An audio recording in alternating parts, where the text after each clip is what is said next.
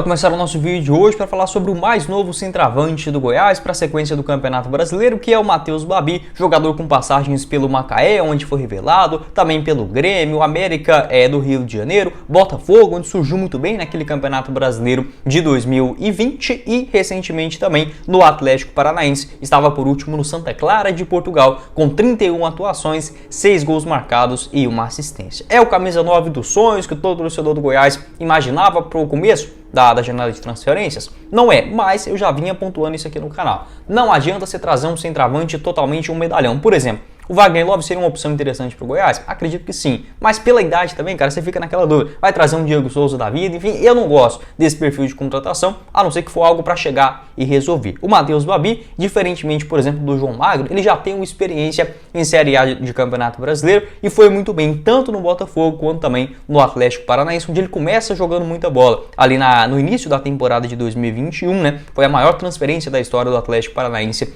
naquele momento. Então, como falei, o Goiás ele tem condição financeira para trazer os melhores centroavantes do Brasil? Não tem, mas pelo menos você ir no mercado de forma inteligente e o principal, não deixar toda essa responsabilidade de um camisa 9. O Matheus Peixoto pode deixar o clube, também o João Magno, que começou bem a sua caminhada, né? 2 gols em 3 partidas, mas jogar toda a responsabilidade em cima dele, que veio lá do futebol de Luxemburgo, acharia um tremendo erro, né? Um grande perigo, por exemplo, de algo mais grave acontecer. Então, por exemplo, não ter essa instabilidade, traz um outro centroavante, que beleza, teve uma grave lesão quando estava aqui no futebol brasileiro atuando pelo Atlético Paranaense, mas pelo menos lá no Santa Clara, em Portugal, conseguiu dar maior sequência e não tendo que lidar com tantos problemas de lesões. Sobre as suas principais características de jogo: 26 anos de idade, 1,91 m de altura, ele que é destro faz essa função principalmente de um centroavante, porém consegue sair muito bem de dentro da grande área. Vou deixar aqui para vocês também o seu mapa de movimentação nesta última disputa do Campeonato Português. Pode observar, bastante preenchido, tanto na região central,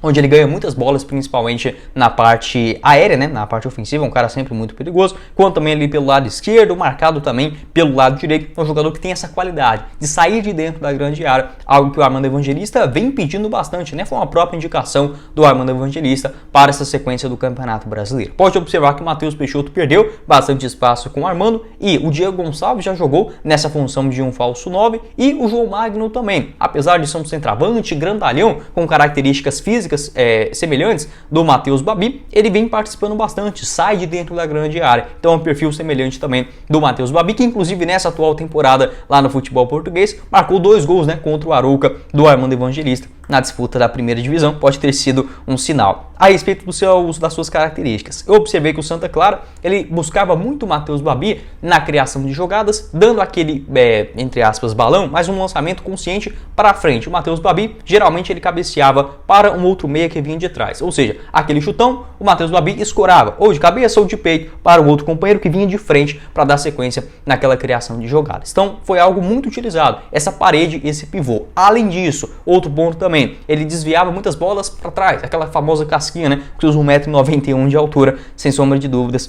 leva bastante vantagem. Outros pontos, um jogador que tem uma boa condução de bola, tanto lá no Botafogo, no Atlético Paranaense foi visto isso também, um cara que consegue ter uma tranquilidade, uma frieza para tocar muitas vezes na bola e ter uma definição interessante frente a frente com o goleiro. Marcou alguns gols também com a perna esquerda, mesmo sendo destro, né, lá no futebol português. Acho um outro atributo importante. Um bom domínio e condução fora da grande área. É um centroavante que parece, por exemplo, aquelas características de um pivô de futsal. Consegue esconder muito bem a bola. No Atlético Paranaense tinha uma ressalva, que a torcida pegava muito no pé dele por conta dele ser meio que fraco fisicamente, né? Ele evoluiu bastante nesse quesito também, mesmo, obviamente, o cara de 1,91 m, para ser jogador não tem como ele ser uma tora, porque senão vai ser zagueiro, né? Para você ter essa mobilidade, essa agilidade na parte ofensiva, é importante tanto aliado a essa parte de crescimento muscular, algo que aconteceu muito rápido, né? O Matheus Babi começa muito cedo ali nas categorias de base do Macaé, passa na segundona do futebol carioca e do nada surge no Botafogo fazendo muitos gols. Então acho que é um ponto também